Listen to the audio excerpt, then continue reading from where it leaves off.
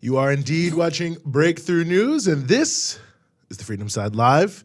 I am one of your hosts, as always, Eugene Perrier, here alongside my colleague, Rania Kalik. Rania, good to be back with you. Good to be back with you, Eugene, in studio. Yes, Rania is physically alongside me. I know that we're in two separate boxes, so you may not know, but we actually are physically alongside each other. This is trippy. But yeah, no, very happy to be back with you.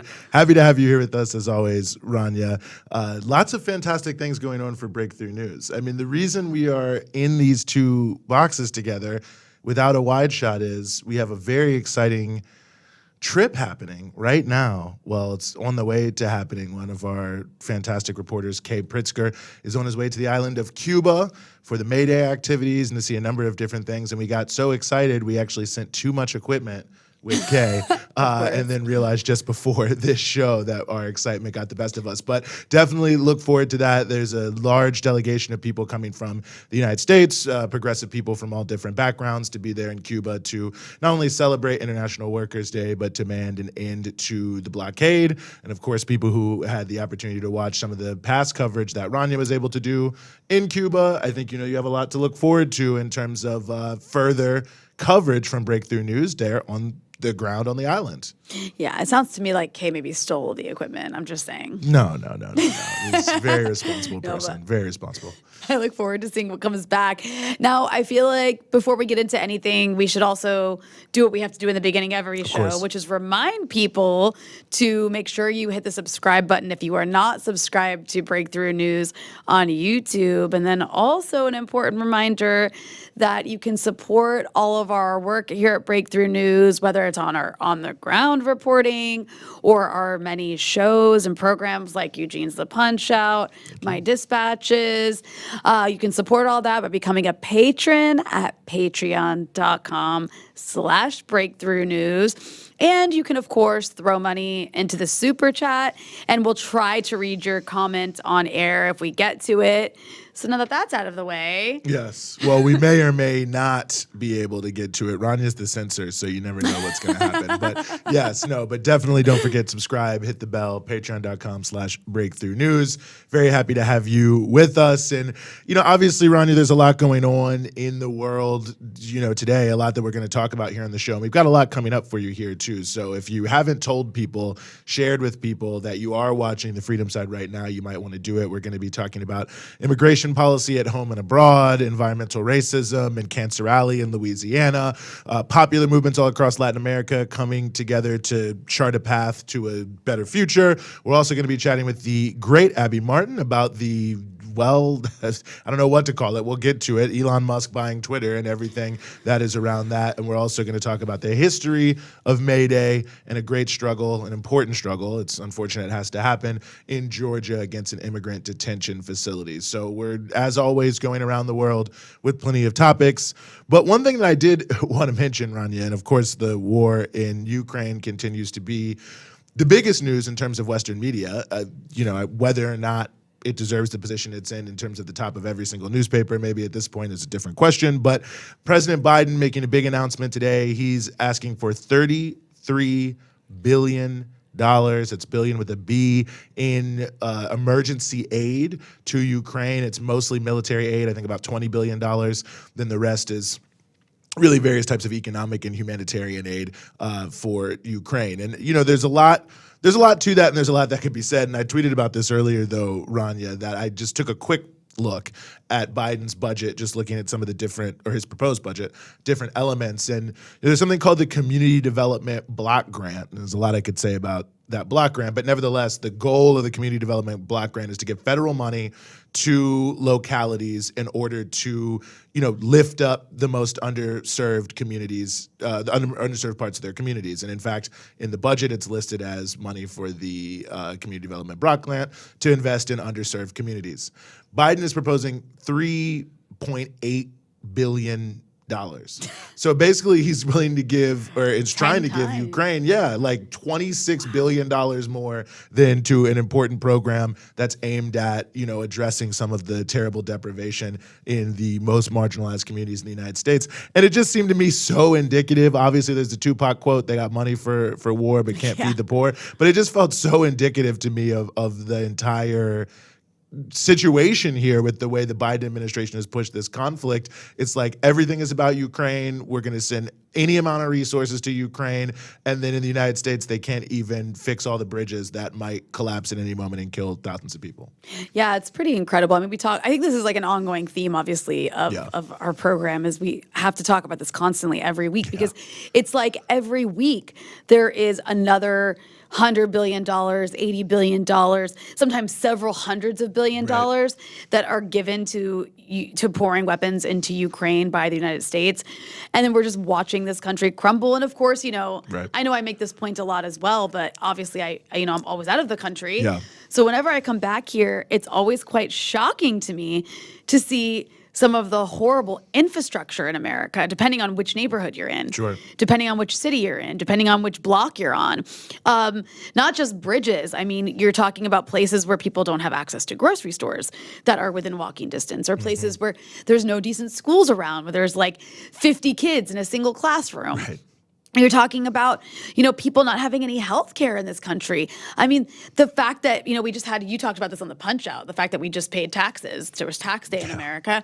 And taxes are pretty high in this country, actually, which is fine if you get something for it, but you get nothing for it except arming Ukraine. It's unbelievable. I mean, it's the priorities. And just the swiftness with which these things can happen. I mean, the Build Back Better, which completely collapsed, they're talking the whole year around basic things. You had stuffing like the child tax credit, which was not renewed, which took millions and millions of children out of poverty.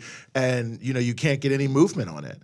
But then it's like, we're going to send $33 billion to Ukraine. And it's just a request from Biden, but it's going to pass. No one is really shocked. And in fact, it's more likely than not that Congress might add money to that, reality in terms of Biden's request. And so when it comes to war, when it comes to militarism, when it comes to the goals of U.S. imperialism, it's not only unlimited cash, but it's unlimited cash with zero discussion about whether or not this works. And I think this has obviously been a theme of, what we've talked about a lot on this show, what I know you've talked with a lot of people in dispatches on, in a range of different ways. But this is actually not leading to a resolution of the conflict. It's only deepening the conflict. Which, as we know, by the way, in the last week, we had comments from the U.S. Secretary of Defense essentially saying openly that, what are we doing this for? In Ukraine, we're doing it to weaken Russia.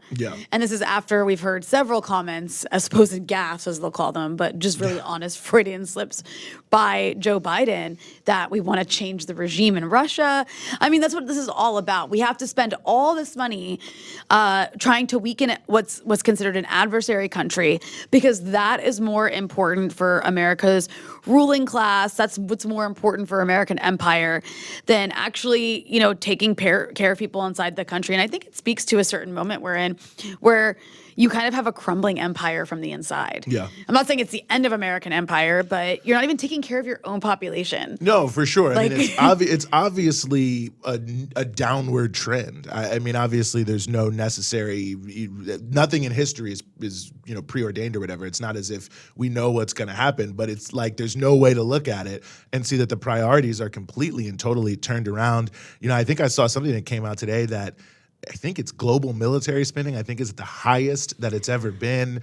You see the FAO just put something out this week that the increase in the cost of like basic food staples from February to March, I believe it was 12.6%. Someone in the chat could fact check me there, but that was the largest ever 1 month increase in the cost of food. And the IMF then followed up on that report saying that the possibility of famine and hunger like spiking in a huge way in Africa is almost certain at this point. Financial Times also, by the way, has an article today about this exact issue about how the world is facing significantly increased hunger because of the conflict.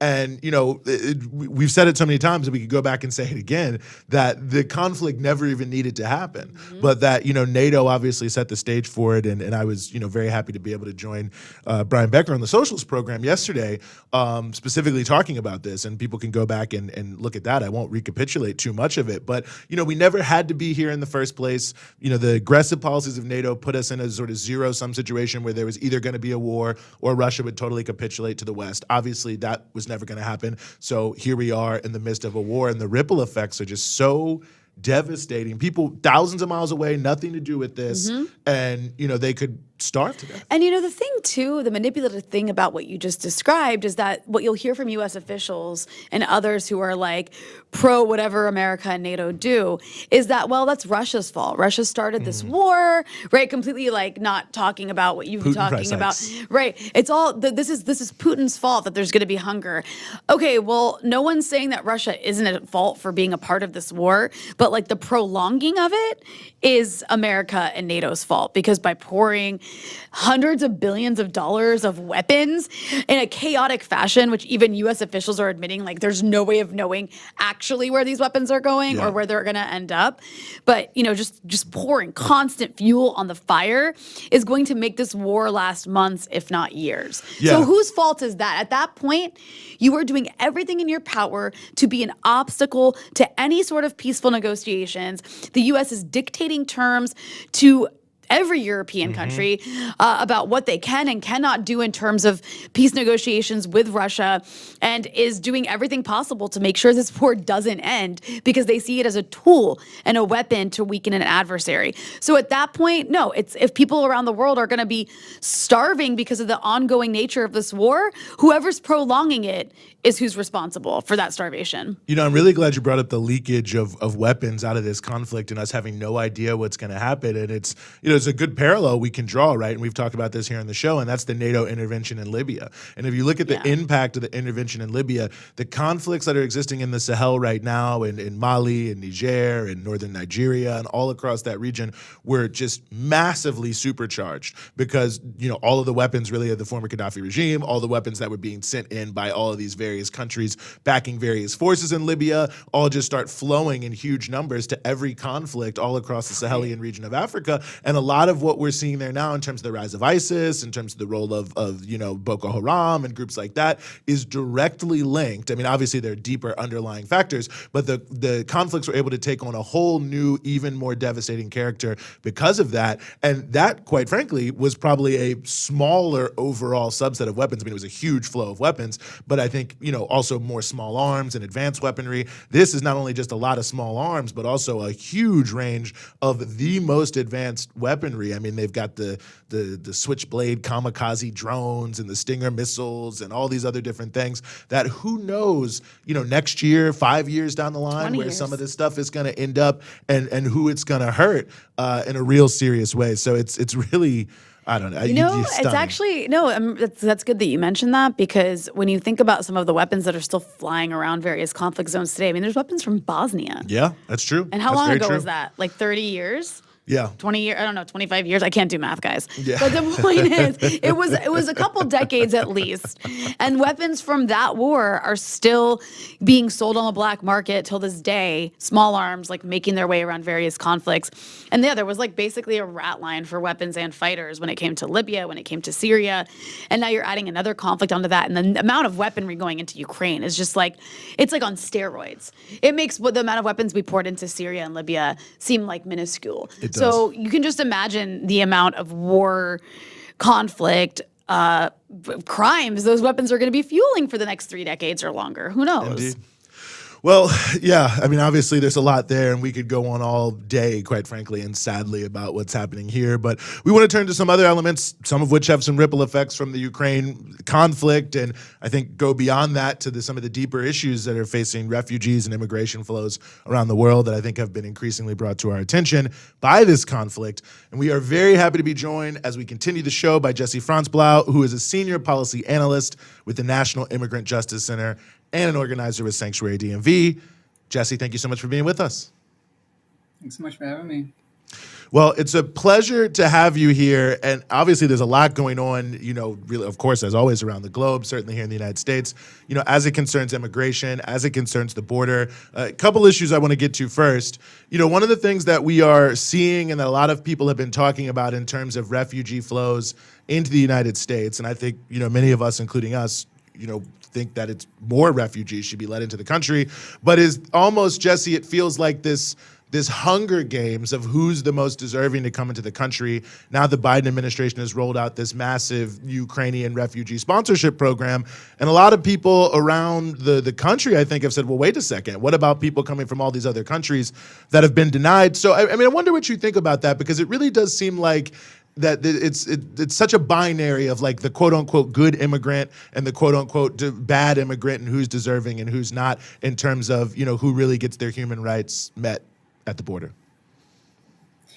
Yeah, absolutely. And I think to, really point to one of the most exemplary programs of how this kind of disparate and discriminatory treatment plays out at the border. So when refugees and asylum seekers arrive at the border, there's certainly this kind of tiered system of treatment. And one of the major programs that has been in effect since March of 2020 is this Title 42 expulsion program. And so Title 42 is this really, obscure section of a public health law, a statute that was last invoked in 1929 to bar entrance of ships during a meningitis outbreak. But in 2020, in March of 2020, the Trump administration used this to, exploit the pandemic.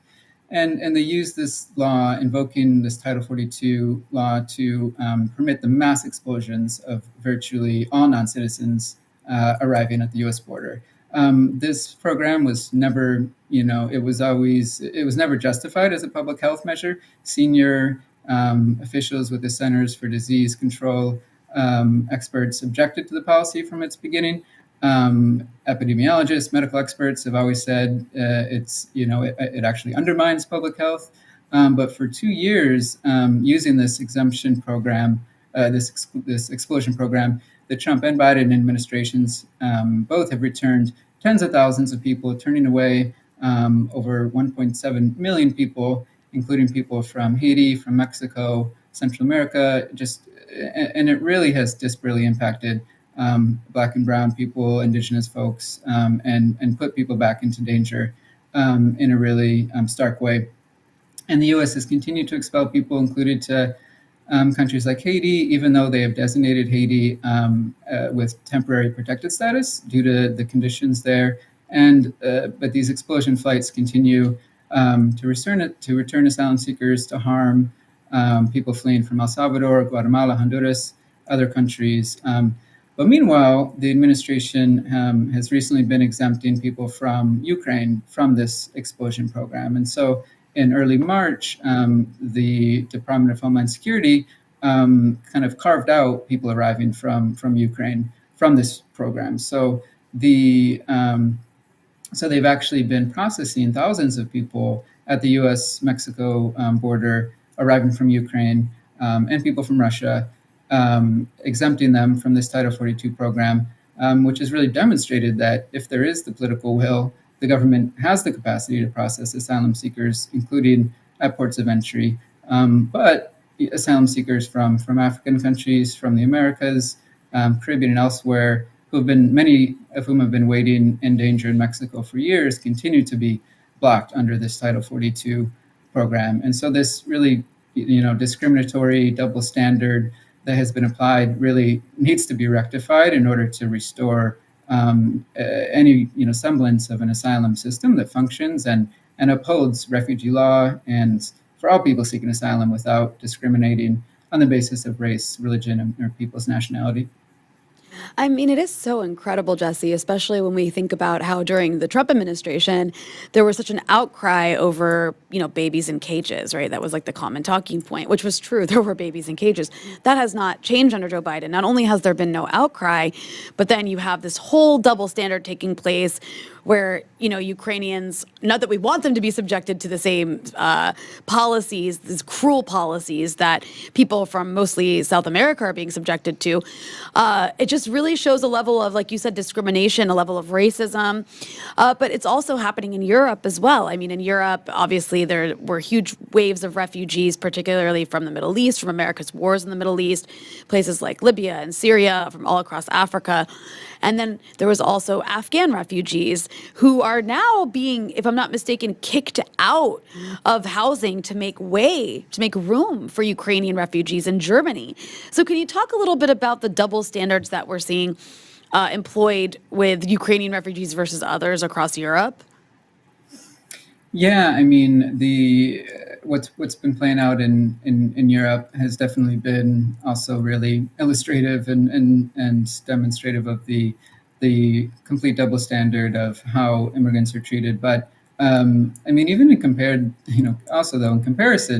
in the U.S., the European countries have actually, welcomed and processed a lot of people, even more so than in the U.S. And just to kind of bring it back a bit to the Title 42 program, I mean, 1.7 million people is just such an extraordinary measure and such an extraordinary way to expel people.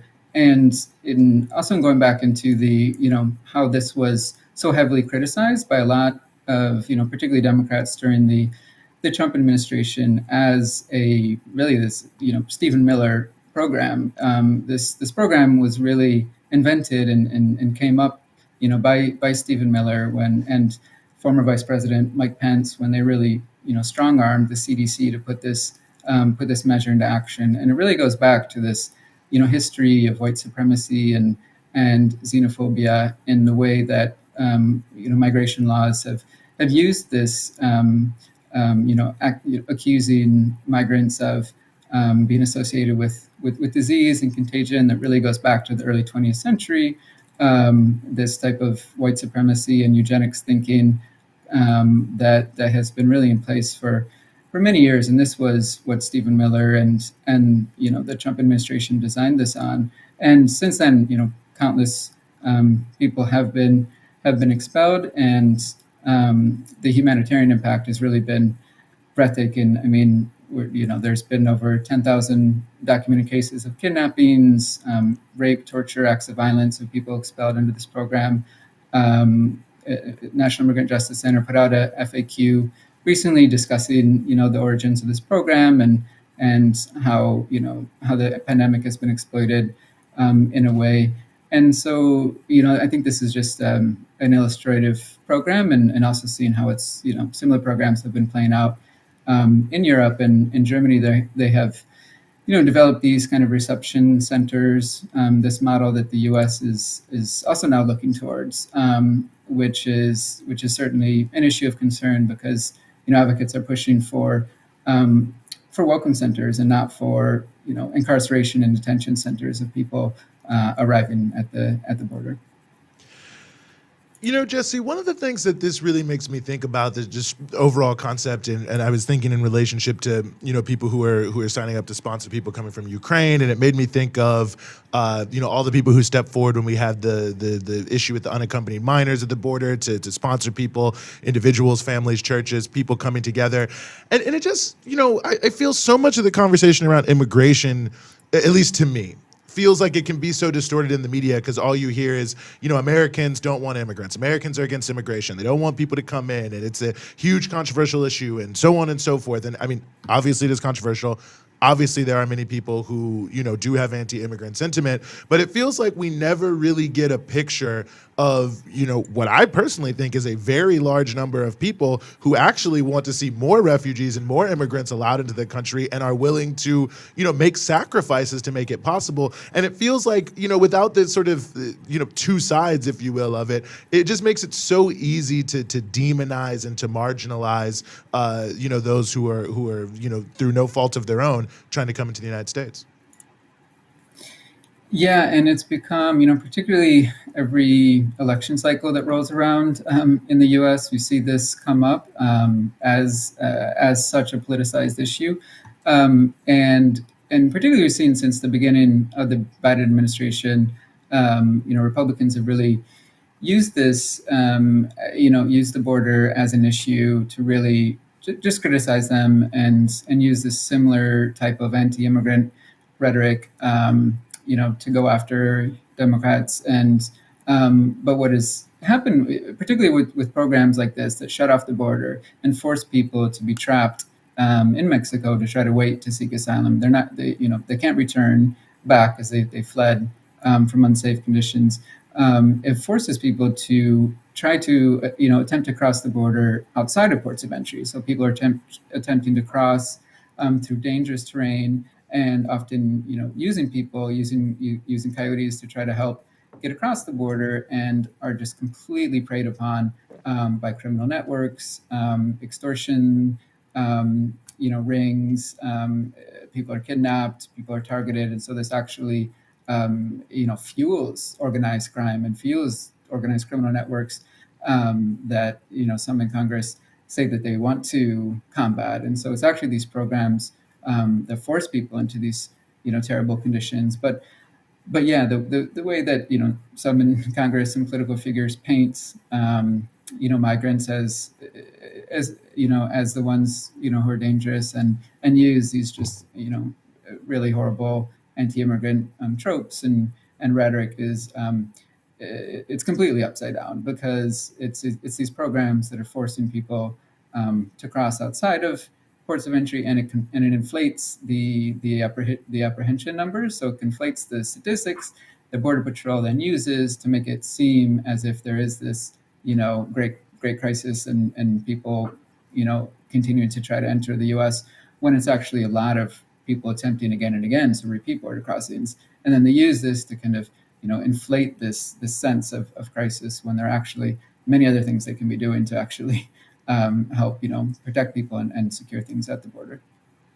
It's really frightening when you think about how there's just so much chaos, increasingly so, that people in the global south are being subjected to, whether we're talking about climate catastrophes or wars or the fallout from a war like in Ukraine, where, we were starting the show, we were talking about how the longer this war goes on, the more prices of food are going up, and how it's going to cause a greater amount of hunger and desperation in global south countries that are already dealing with the consequences of COVID-19, which destroyed so many economies, and then now this.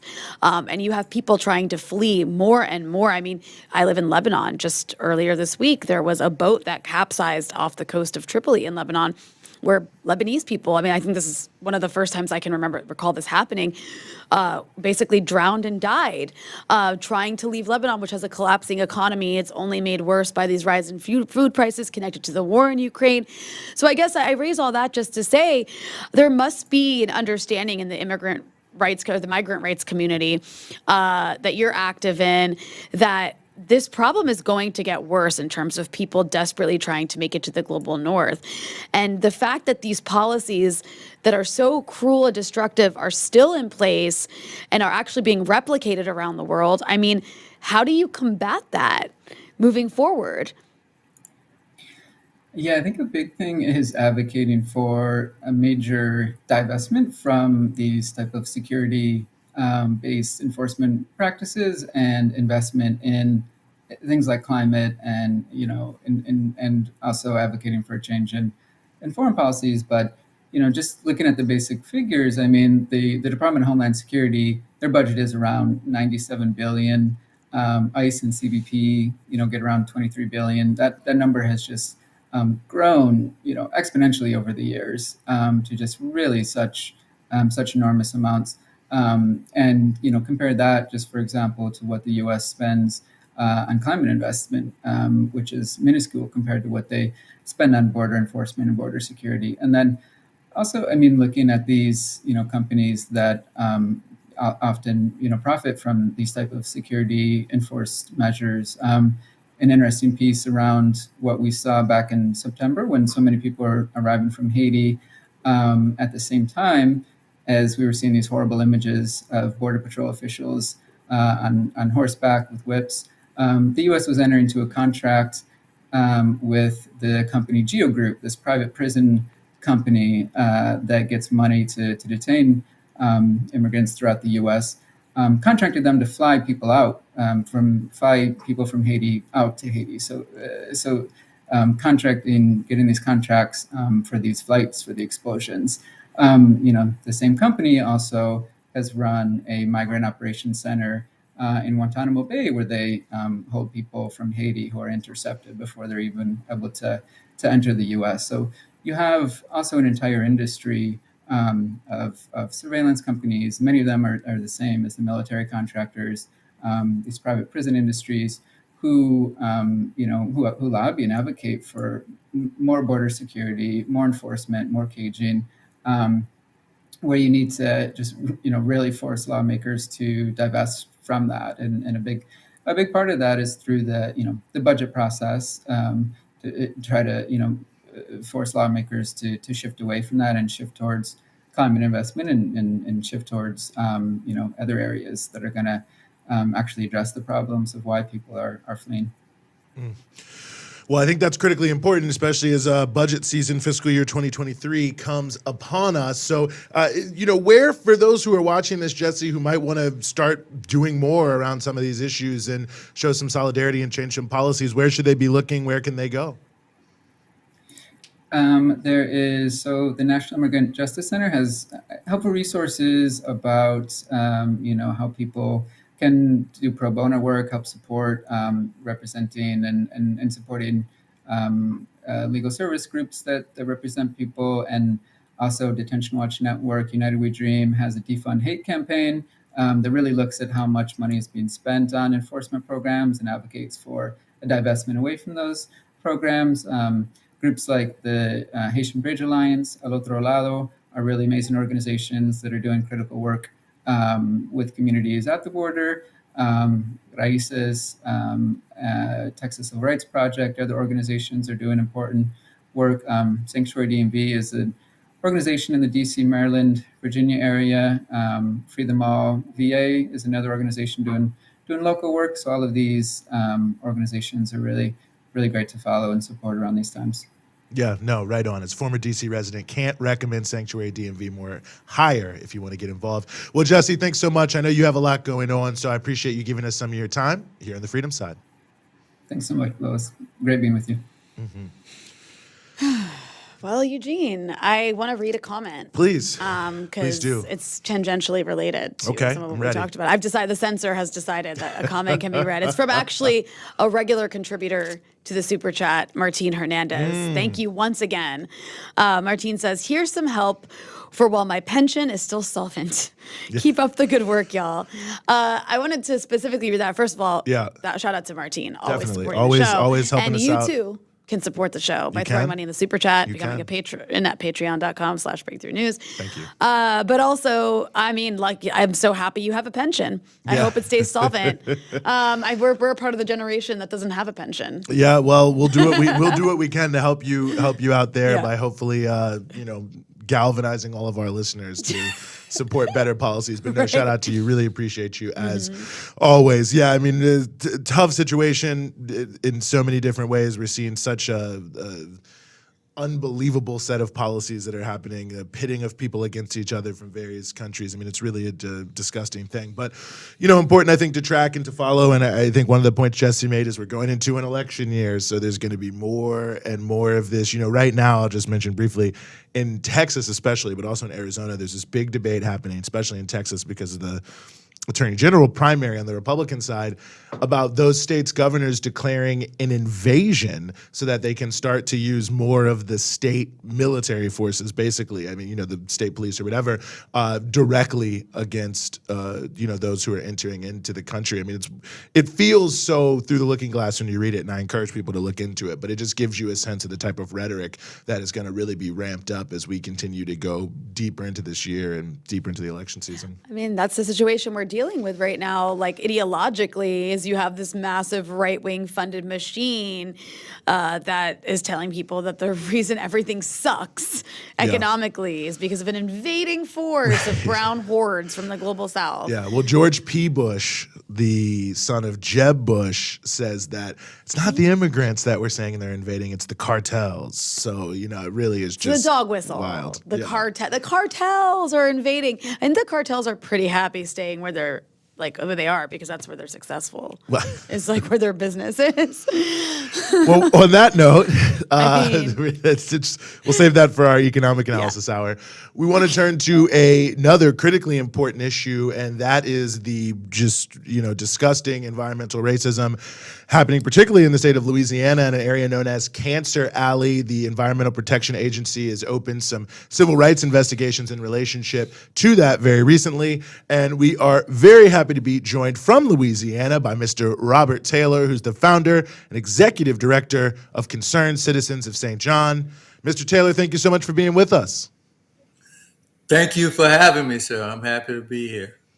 Well, I'll tell you, the pleasure is all ours. We're really happy to have you here. And I think, maybe more people are hearing about Cancer Alley this week because of the EPA investigations. But maybe for those who don't know, give us just a view of why is this area in Louisiana called Cancer Alley? What's going on? How bad is it? It's bad. It's called Cancer Alley because of the unusually high rate of cancer that's affecting the poor people in these areas. This area, an 85-mile stretch between New Orleans and Baton Rouge, has about 200 petrochemical plants in it. And the population is 92% Black of the people that is being affected. And the EPA, with their investigations, has determined that in the area where I live, in Reserve, Louisiana, right next to this chemical plant, DuPont, the people here have a cancer risk that is 1,500 times the national average. Ooh, wow. So I think that would lend some credence to the term Cancer Alley, because that's about what's average for the parishes that's been affected by this great influx of petrochemical plants. And you basically sued the Environmental Protection Agency for not doing anything about this. Can you tell us a little bit about that lawsuit, which actually succeeded in forcing the EPA to do something? And what is the EPA now doing? Well, what has happened is that with the new administration, there's been some changes. But up until then, President Biden and his appointment of Administrator Reagan, it has been really a sad story. Our government, along with Region 6 of the EPA, has allowed the petrochemical industry just to run rampant. The things that they've done, they've permitted things that certainly should not have been permitted. It's really disgraceful that the agencies that are charged with protecting the people are actually working in collusion with industry rather than fulfilling their goals, and that is to protect the interests of our environment and therefore our people. One of the things that I know is at issue here, and I'm just curious to know more about, is what have the environmental officials from the state of Louisiana been doing all this time? I know technically there's the environmental quality department in the state and all these other things, and you'd think that if this is the state government, they would have been trying to help y'all out, but it seems like perhaps that wasn't the case. Well, there's no doubt about it now, and we're hoping that this investigation will shed more light on that and bring some solutions to this. They have done well. To say they did poorly would be understating it. When the head of the DEQ came to St. John the Baptist Parish to address the issues that we brought up about DuPont Danker, he attacked us. I mean, this is on record. he pointed me out in the audience and told the people in the St. John the Baptist Parish that I was a bad guy, that I was a fear monger and a trouble, and not to listen to anything that organization, that's our group that was there in our little red shirt uniform. He said those people in the red shirts are just troublemakers. They're spreading lies. And he went on to tell the people how great a company DuPont Dinker was. That is disgraceful for the head of an organization that's charged with protecting the interests of the people. This man was so blatant in his complete disregard for the people of St. John the Baptist Parish, and therefore the state of Louisiana, in my opinion. I'm curious, what, for those of you who were active in pushing back against this, I mean, obviously you had to deal with that sort of the name calling from somebody who should have been in a position to actually be protecting the community but wasn't. But was there any other repercussions that you had to deal with as a result of advocating against this stuff? I mean, I'm talking about, I guess, the companies perhaps that were involved in causing this sort of pollution. Well, we never had any sort of dialogue with them directly. They never talked with us. They talked about us. They even went in the local newspaper and told the people that we're accusing them of doing things, but that we have to prove that the chemicals that they're putting on us is harming us. They actually tried to put the onus on us to have to work with that. We appeal to the governor. We appeal to Secretary Chuck R. Brown, but he rejected us. He made fun of the ruling that EPA established. He told us it was a joke, that they would never adhere to that 0.2 ruling, that we could forget it, and that we're wasting our time because DuPont Dinker was a great company and they were spending millions of dollars. I mean, he just went on a tirade. It's really difficult because with this new lawsuit that we're bringing, there are some rules and stuff that established where all parties involved are going to have to show good faith. Well, Louisiana DEQ has never shown good faith when it came to their attitude towards the people of Louisiana, and especially the people in Cancer Alley. I'm glad you brought up the good faith issue and what can happen moving forward, because I think one of the things that you always hear, certainly from the companies, oftentimes from state officials, is, well, more or less, this is still a net positive because of jobs. It's creating jobs. It's good for the economy of the state of Louisiana. And, we have to keep pushing these projects because that's how we're going to, make sure people are employed. And I just wonder how you respond to that, because they turn it into such a zero-sum proposition that there's going to be these plants, or everybody is going to be unemployed, and they almost make it seem like what's happening to communities like yours is a price that has to be paid for economic growth. Well, that's an insult to the people of especially St. John the Baptist Parish, with 46,000 residents and a 60% Black population. This plant, which is poisoning the entire parish, EPA showed us that the entire parish is suffering because nowhere in the parish is there a safe level with chloroprene. They admit that they employ 230 people. There are 46,000 people in St. John the Baptist Parish that are being poisoned by this plant. They will not give us any information on their employment role. We know, we can see, we live here, we look at the traffic. We know that over 90% of the people working there do not live in St. John Parish, let alone in Reserve, Louisiana. And for them to try to pretend that they're bringing some economic benefits to the poor people, to the people of St. John the Baptist Parish, is ludicrous, and it's an insult to the people. I mean, I'm still just struck by the statistic that you gave earlier. You said 92% of those affected are Black. I just want to In make the sure I area, heard you correctly. yes, in the area in Cancer Alley, 92%. I mean, that's just incredible. Have 92%. there been any efforts, obviously, to frame this as environmental racism? Yes, but it's basically essentially a civil rights issue when you look at numbers like that. Have you guys tried to pursue it? I'm curious, as like a violation of civil rights? Yes, yes. As a matter of fact, this lawsuit is under the Title VI of the Civil Rights Act. But of course, they are targeting poor Black communities. They call them the low-hanging fruit.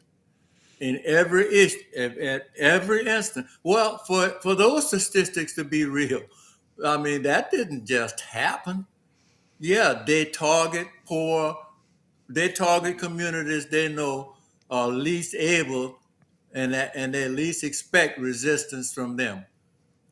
They were surprised, I suppose, by our movement here in St. John Parish in 2016 when because they sent their dogs out. They attacked us, and it was so obvious. With the Secretary of DEQ actually attacked us, So I know that they were surprised that there were some people who stood up to resist what they were doing. And for them to talk about, I live in Census Tract 708, which is at the right.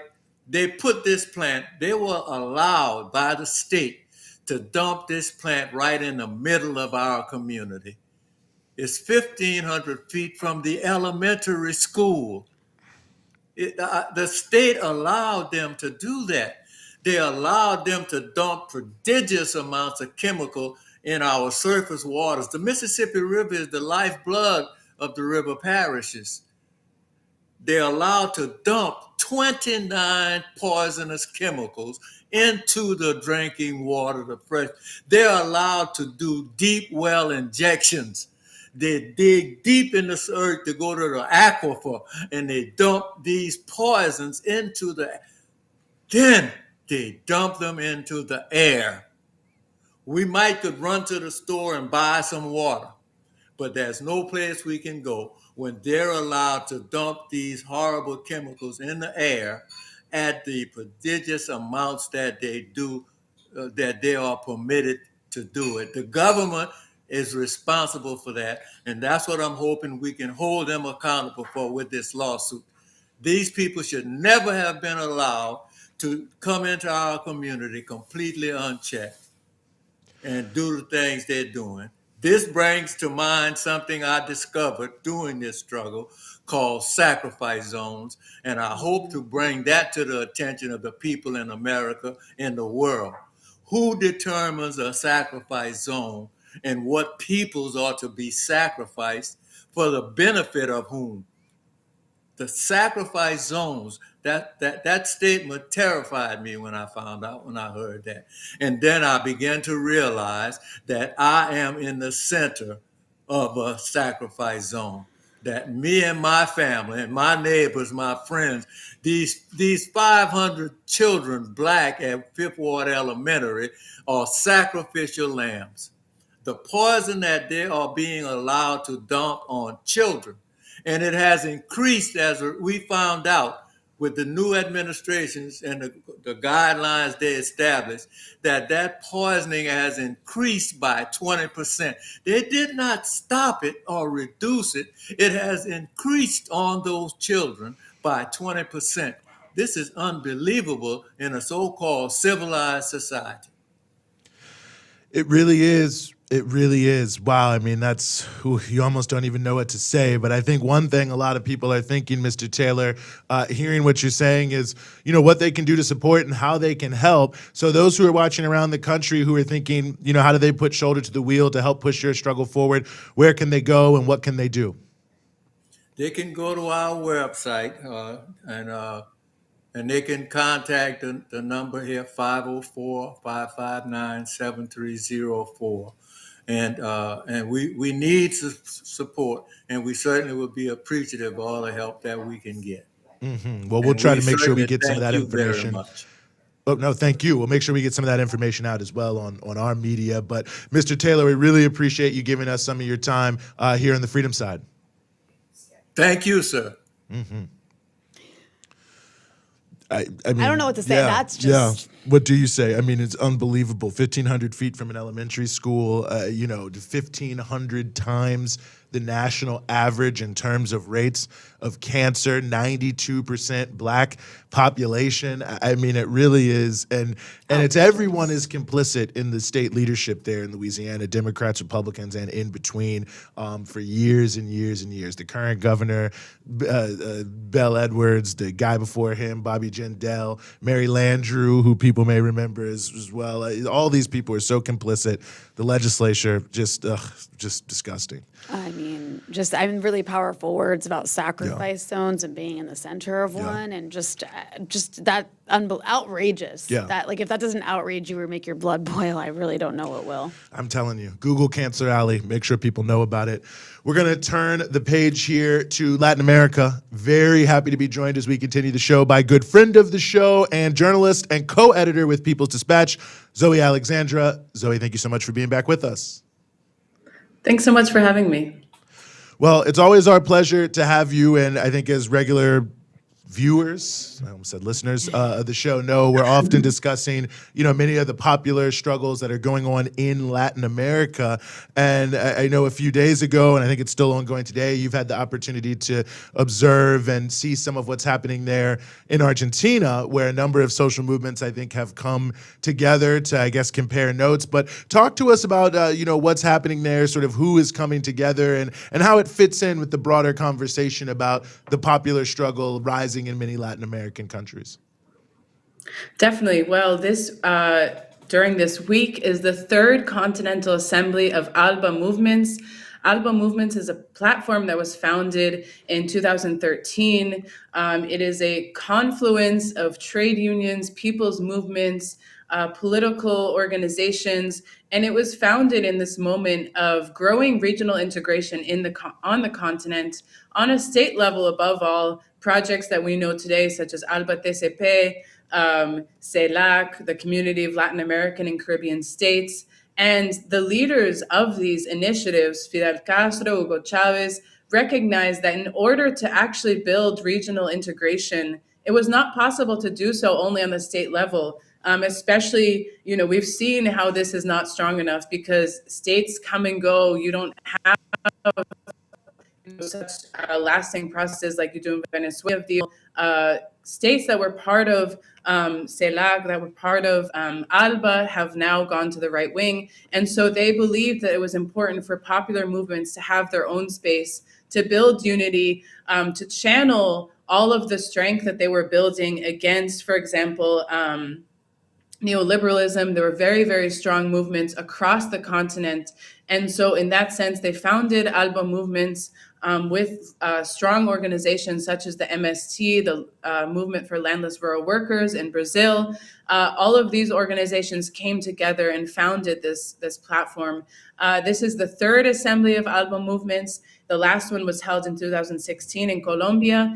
And I have had the opportunity to speak with many of the leaders from ALBA, and they have all kind of highlighted that the last time they met, the continent was in a very different place. Not only have we gone through a pandemic, not only now, on a global level, we have the war in Ukraine, but there are so many transformations that have happened on the continent, politically, socially, economically. And so in these past 2 days, in the next upcoming 2 days, people are revising kind of what has happened in these past years. What are the pressing tasks of movements, and how can they move forward to continue forging this people's power from the movements? What is the strategy, for example, to deal with these new and up-and-coming progressive governments that don't necessarily reflect the same political tendencies of other progressive governments in the region? How do they contend with these movements. And so these are some of the very important questions that they're addressing in these days. And it's historic because, as I said, pandemic, the war, all of these different political transformations, and people are for the first time coming together, meeting each other after so many years of not being together, and being able to, as you said, Eugene, compare notes, see how people are in the struggle in the territories. It's very important to highlight that these are all movements that are active in resistance, whether it be peasant organizations that do land occupations, cooperatives that are organizing workers at their place of work, many different incredible expressions of people's movements, of people's power across the region. You know, Zoe, I'm curious, you mentioned or you touched on how some of these movements don't necessarily belong to the same tendency as perhaps some of these new progressive governments that have been elected to power in some places. I'm thinking of in Argentina, right, in Chile. In Brazil, there's likely going to be, Lula's likely going to win this upcoming election. And so you'll have a more progressive government there after a few years of a fascist in power. But that said, this does present, I think, an opportunity, I would imagine, right, for all of the kinds of movements that you're surrounded by at the moment, an opportunity to push forward for progressive causes against neoliberalism, even if they're not necessarily perfectly in line with like what this or that left movement wants. For sure. I think that's definitely true. And it's about how do movements advocate for their demands, because you can't expect a government to take the same positions that people who are organized on the street are taking. They have the clearest evaluation of the reality. They know what the people need. They're the people who are in dialogue with the people who are more mobilized, who are organized. I think the case of Argentina is really important.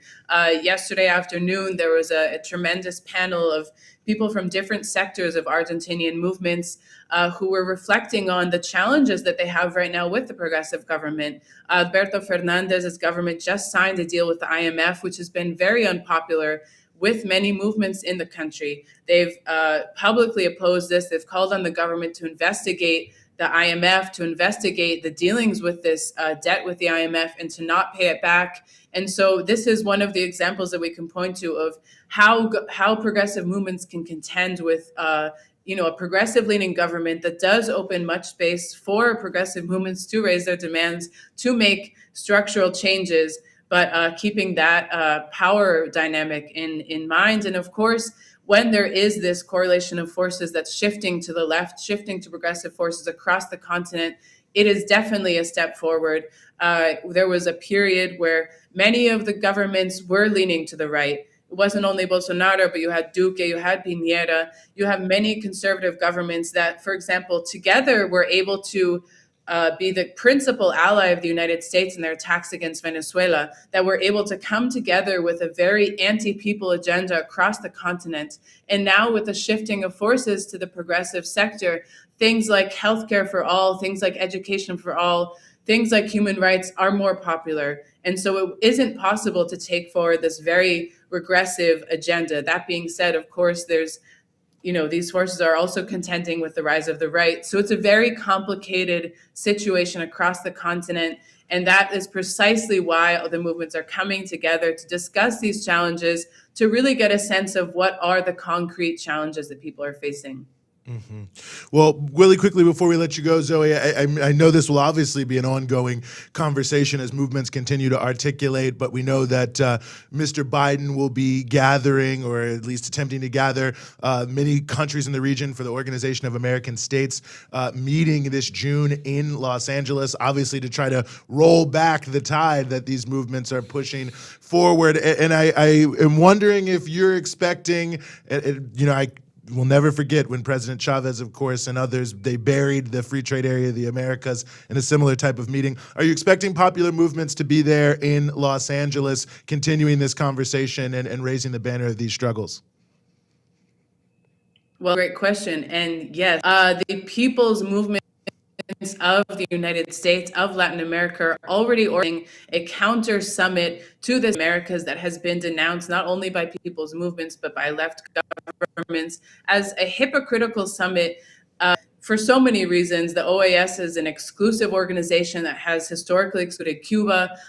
Venezuela left the organization. Nicaragua was the latest to leave because of the efforts that the OAS, the political intentions of the organization, its involvement in the coup in Bolivia. And so there is going to be a People's Summit organized in Los Angeles by a diverse coalition of movements in the United States, migrant rights movements, trade unions, popular education movements, so many people coming together to say, this is not our democracy. The democracy of the United States is not one that guarantees human rights. How is it going to tell Latin America how it has to live, how it has to, manage its own affairs? And this is going to be crucial. There are going to be participation from many activists and leaders from across Latin America, from across the United States, coming together to build the people's agenda, another crucial space of people's integration, lifting up people's voices and saying, we do not support the interventionist agenda of the United States government.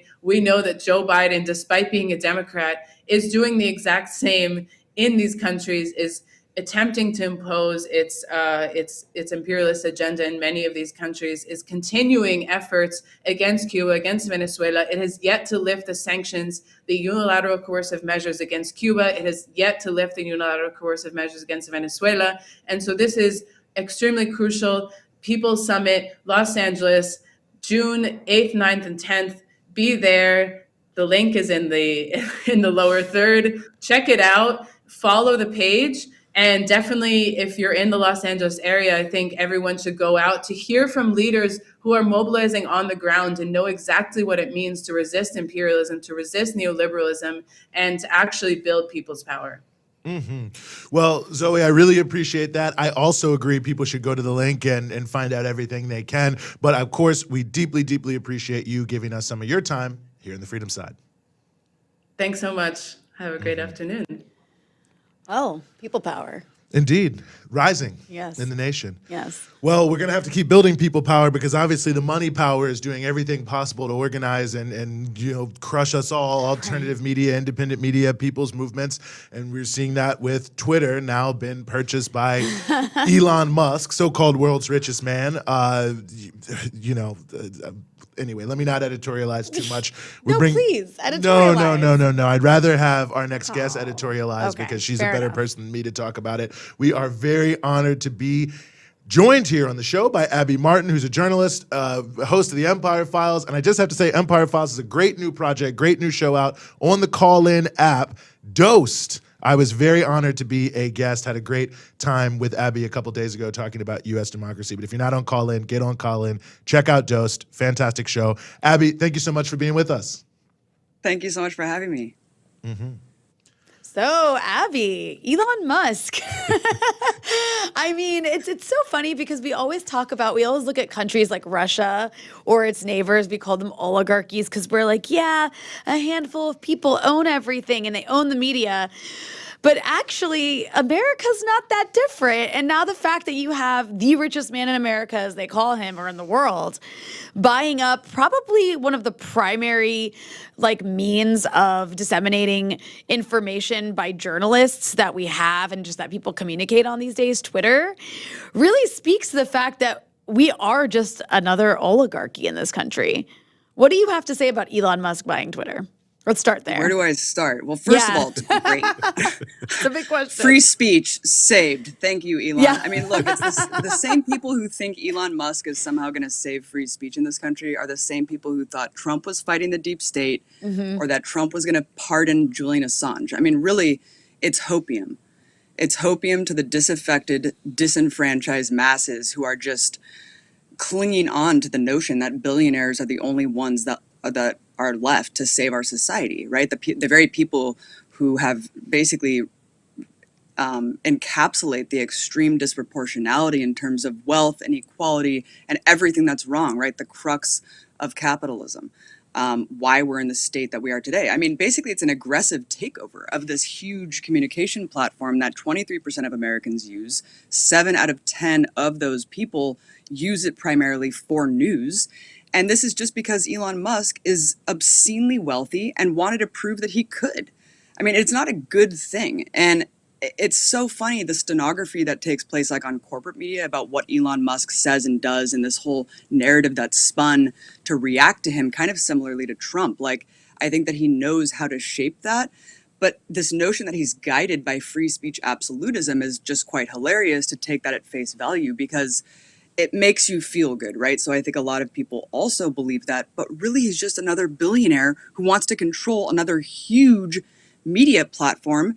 And his past really says it all. I mean, he has a very sordid history of silencing critics, right? The free speech absolutism doesn't extend to worker safety, apparently, because he just has crushed people who've tried to call attention to worker safety issues, crushed whistleblowers, and actually gone out on a limb and called some former employee who tried to bring attention to worker safety at Tesla a potential mass shooter. And of course, you could forget that cave diving rescue operation, the guy who was trying to do it, a child rapist. And here's the most important thing, guys.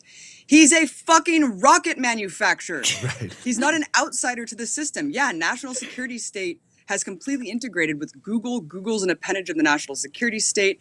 But Elon Musk represents the exact same thing. He was using his Starlink system to help Ukraine launch drone strikes. And he has a multi-million-dollar contract with the U.S. military as we speak to develop spying satellites.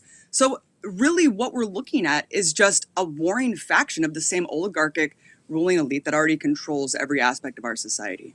Mm-hmm. Yeah, but he did like smoke weed that one time on Joe Rogan's program, right? So I thought, yeah, he was dude, cool. And he has but kids okay, with if you say all that, I mean, that's Grimes. really, we forget that there's this whole PR apparatus around these billionaires that is helped by all the media they own to portray them as these really cool figures. But go ahead, Eugene. No, I couldn't say it better than what you guys said. And, you know, I mean, I'm so glad you brought up that point, Abby, of the sort of the unity of the national security state in these people. I mean, you yourself were directly targeted by the U.S. government for the fantastic work that you did on your show, Breaking the Set. And then we saw this year, of course, YouTube taking down Breaking the Set and erasing so many of these just amazing segments you were able to do. And of course, you know, I first knew you covering Occupy Wall Street and really raising this issue of concentrated corporate power. And I mean, it really does seem that whether we're talking about social media, whether we're talking about, you know, the regular media, whatever it may be, that in our capitalist world, we're living in kind of a fantasy if we think somehow, you know, some other faction of the same people are going to be the ultimate saviors of all of us.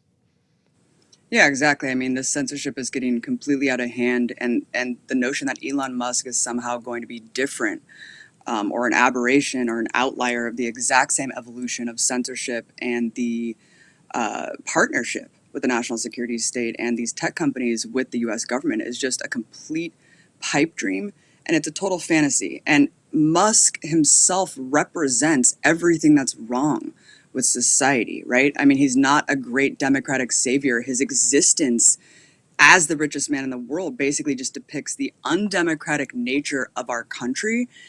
I mean, you said it yourself. I mean, like, we're living in an oligarchy, right? There's no democracy at all. Already, billionaires owned everything. He's just another billionaire taking, you know, this hostile takeover of another platform.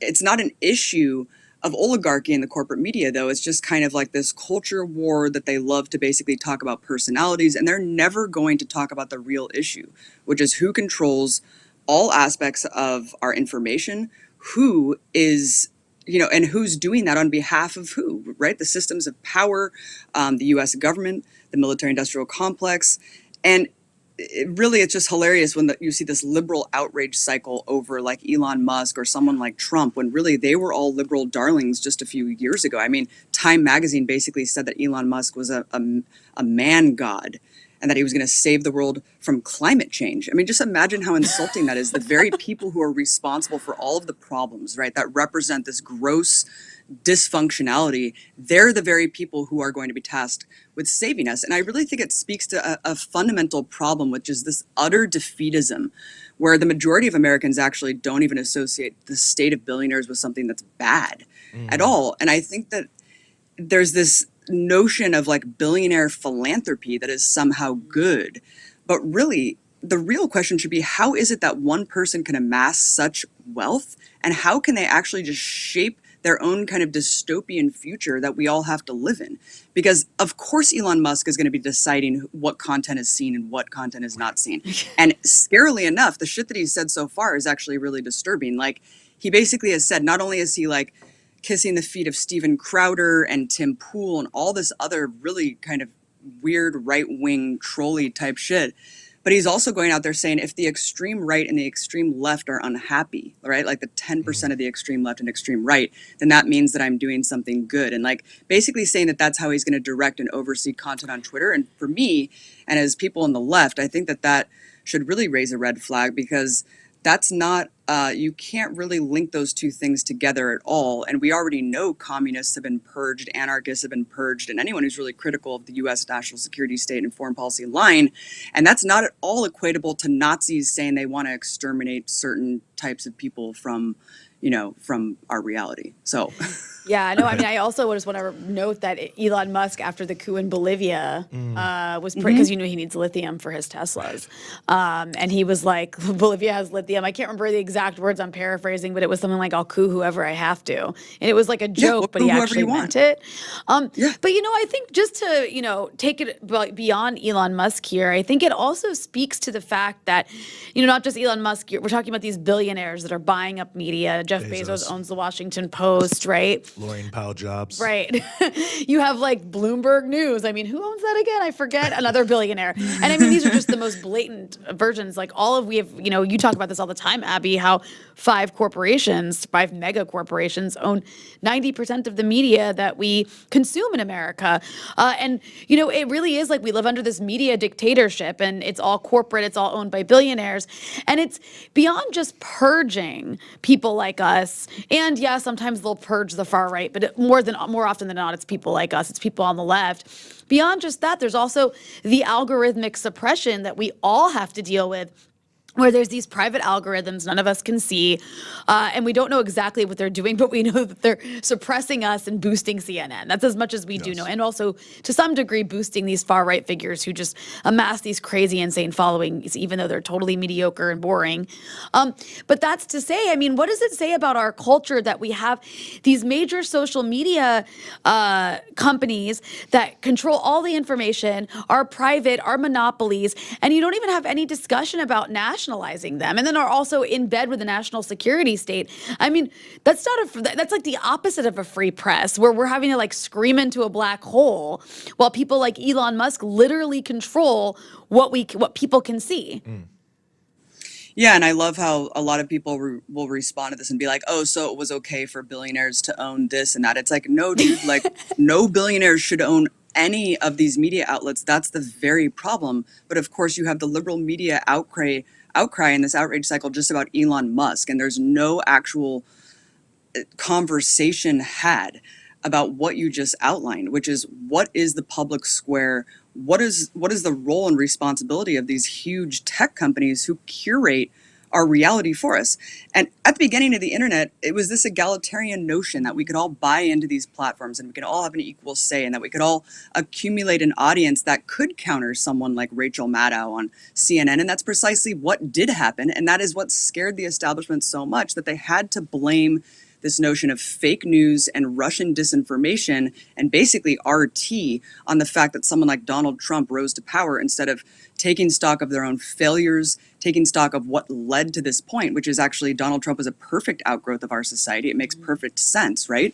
But yeah, no, what they did instead was blame this kind of obsolete network like RT and use that platform of this critique of RT to basically have this whole censorship campaign across all of social media, where the algorithms were put into motion in 2018 forward, and everything was backpaged in terms of independent press, alternative media, and it didn't matter if you were state affiliated or not. In fact, if you were affiliated with the wrong state, then you were deemed an enemy, right? And so you were backpaged as well and suppressed. And so here we are today, where we bought into all these systems, but the systems turned their back on us, and in a very scary way, because there was no law in place. It was just an acquiescence and a bowing down to the government mandate at that time, and playing along with this game that we need to fight fake news, disinformation, but really who's determining that? And when you looked at this black box that was determining who was and who was not a Russian bot or who was spreading fake news, it was all determined by think tanks funded by defense contractors working with really shady characters, and in some cases Daily Wire, Atlantic Council. It was just so cartoonishly done, and it was just so obvious that it was to tamp down on what the real threat was, which, again, going back to the RT and the DNI report, the real threat of RT's existence was the fact that it aired grievances and issues that liberals and a lot of conservatives want to completely sanitize from our worldview. So they don't want us to see the massive inequality, the massive disparity that exists in this country. 60% of Americans not able to survive paycheck to paycheck. This is the reality they want to obscure from you, because then they don't have to deal with it. And so that's where we are. We've been relegated to this third rail of the internet. And now we're just left to pick up the pieces. And that's what's really sad, this disenfranchisement that leaves tens of millions of people believing in the narrative that Elon Musk and other good billionaires versus bad billionaires are going to somehow save aspects of our society. And it's a really stark disassociation and disconnect with the real fundamental problem of this country, which is the existence of billionaires in the first place, and that representation of the extreme despair and inequality that manifests from capitalism. I'm so glad you mentioned that, and this building on this sort of shadow game between different factions of the billionaire class. Is it one of the things that seems so dangerous to me is that, and it also alludes to what you're saying about Musk and some of the people he's now sucking up to as he buys Twitter, is this idea that there's some rampant left-wing elite bias that controls all media and all social media, and that the real alternative anti-system hegemonic media are these well-funded right-wing outlets. I mean, some of the people we've already mentioned. You have the Bari Weisses going for the more sort of highbrow crowd. You have the Daily Wires, all these people, and they're trying to adopt this guise. I mean, people like Donald Trump Jr., the son of a billionaire, that they are somehow the alternative, the brave and voice. It seems absurd, but I think people feel so marginalized, rightfully so, because of the tight control of our media, that I think a lot of people kind of look at that and say, yeah, that is oppositional, and it draws them into a politics that is in fact in no way oppositional, in no way challenges power.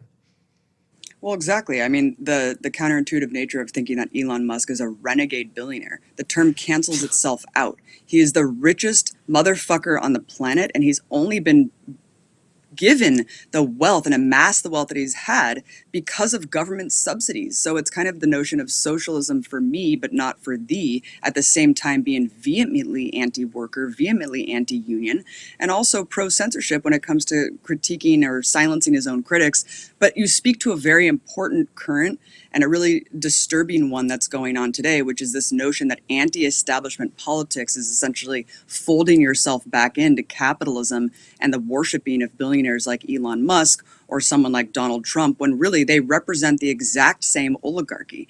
But they've somehow painted liberalism as the core problem, where liberalism is really just an outgrowth of the privatization model. I mean, what's sad about it is this hijacking of real problems, right? And exploiting those issues and hijacking them into this superficial mold where now they're associated with woke identity politics, and how identity politics is the root of all evil, and this notion of cultural Marxism taking over our country. Really, it's completely cartoonish and so far off from reality, right? What are the conditions of our reality right now? And no, it's not about wokeism, right? These are real fucking issues. Representation. Political representation, racial representation, diversity, LGBTQ equality, trans rights. All of these things are real, but the problem is that they have been marketed and branded into advertising campaigns and adopted by giant, massive corporations because they want to make money and they want to sell products to rich liberals. And the rich liberals see a black box on Walmart and they're like, great, I checked my box of supporting Black Lives Matter. Right. And then you have the outrage cycle of the reaction to the corporations doing this, and you have conservatives actually thinking that these corporations are somehow left, dare I say even communist. And so you have just this completely warped understanding of the reality that we live. And it's really hard to wade through it and navigate it and actually explain to people, no, we're so far off from that. But just because liberals have adopted this kind of rhetoric doesn't mean that these things aren't relevant and aren't good. They've simply defanged the revolutionary potential of all of these issues and folded it into marketing. And we have to be better than that. And we have to rise above that. And we have to understand that, yes, these issues are very valid and worth fighting for the liberation of trans people. We're fighting for gay rights. But the thing is, we can't give liberals an inch and say, no, we've won that battle, moving on. We have to fight that while at the same time fighting the real system, the real core of the problem here, which is what all of these things are an outgrowth of. And we're just being played like fools fighting each other. And it's really unfortunate because people like Jordan Peterson have capitalized on this and people like Trump. And we're just left to basically explain to people, no, that's so far off from the reality. But the question is, how do we get back to the basics here? Because it all goes back to media literacy. And then we go back to the problem with billionaires controlling everything, right? Mm-hmm. It's just like... It's wild. Well, you know, Abby, I know your time is very valuable. We could talk for you about this all day, but I think what people really should do to fight back against all of this is to do what they can to support programs and institutions like the Empire Files. And I'll just say it one more time. Your new show, Dosed, on the Call-In app. Get the app. Check out the show. Great music, great conversation, your phone calls. I had a great time on there. I think it's a fantastic new addition to the fantastic work you're doing at Empire Files. But we really, really appreciate you giving us some of your time here on the Freedom Side, Abby. Thank you so much for having me, guys. It was fun. Mm-hmm. Oh. Please. No, I was just gonna say it's what you need to get you fired up is a nice dose of Abby Martin. Yeah, no, I'm telling you, people should check this show out. It's like very cool. It's very chill. They have some awesome sound effects. It's like a super fun time. It's all sorts of interesting topics, not just, you know, what you might expect.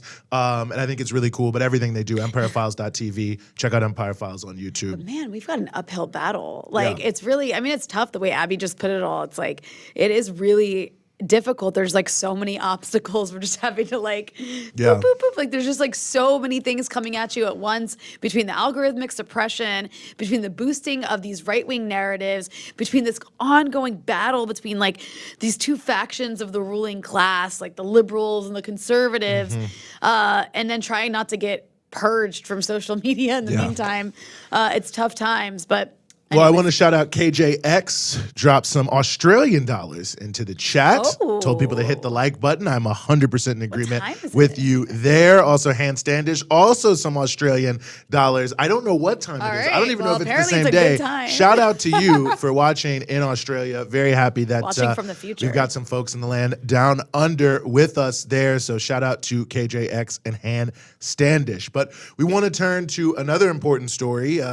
Story about a holiday, if you will, that's upcoming here. That's May Day. It's May 1st, International Workers' Day. Very happy to be joined as we continue the show by Dr. Tony Gilpin, who's a labor historian, writer, and activist, whose most recent book, which I have to say I could not recommend more highly, is The Long, Deep Grudge. Dr. Gilpin, thank you so much for being with us here on the Freedom Side. It's a pleasure to be here. Thanks for having me. Mm-hmm. Well, obviously upcoming this weekend is May Day. Many people probably know, many people watching this show, that around the world it's known as International Workers' Day, sort of the Labor Day, if you will, for most countries. Obviously in the U.S., we have a Labor Day in September. So how is it, Dr. Gilpin, that we're in such a situation where the U.S. has a different quote-unquote Labor Day or holiday for workers that seems to be different than almost the entire rest of the world? Right. It's an ironic story, a complicated story, but the ironic part is that much of the world recognizes International Labor Day and its origins in the United States, and specifically in Chicago, that it goes all the way back to 1886, when there was a massive uprising of workers across the country, centered in Chicago. I happen to be from Chicago, so I'm going to mention Chicago a lot here, because when we're talking about May Day, we have to talk about the great city of Chicago. And this massive uprising in 1886 of workers across the country who went on strike, had organized and went on strike on May 1st, which was a sunny Saturday in Chicago, for the 8-hour day. Because, of course, in the 19th century, at that time, workers routinely worked 60-hour weeks, 10-hour days, 6 days a week. Conditions were horrendous. Living conditions were even worse for them. They could be hired and fired at will, of course. And so this step towards some control over working conditions and their lives was a massive step forward. It was an incredibly successful initially event with about 300,000 workers participating across the country, 30,000 going out on strike on May Day in Chicago. And in response to this show of strength by workers, a lot of employers immediately did grant that 8-hour day. But that's not the end of the story. We wish it were. But the reason that May Day became internationally recognized is not for the triumph, it's for the tragedy that took place a few days later. There was, as part of this strike, there had been a rally in front of the massive McCormick Works factory. It was a farm equipment factory. There was a struggle with police. The police fired on the crowd, killed several workers. And in response to that, there was a rally on May 4th at Haymarket Square, which probably your listeners know a little bit about, the Haymarket, infamous Haymarket bombing that took place that evening after a peaceful rally and a number of speakers. And in the ensuing, the bomb exploded. Some police officers were killed. Many workers were also injured and killed in the melee. But of course, the blame instantly from, I know you were just talking about multi-billionaires and their control of the media, so that's not a new story.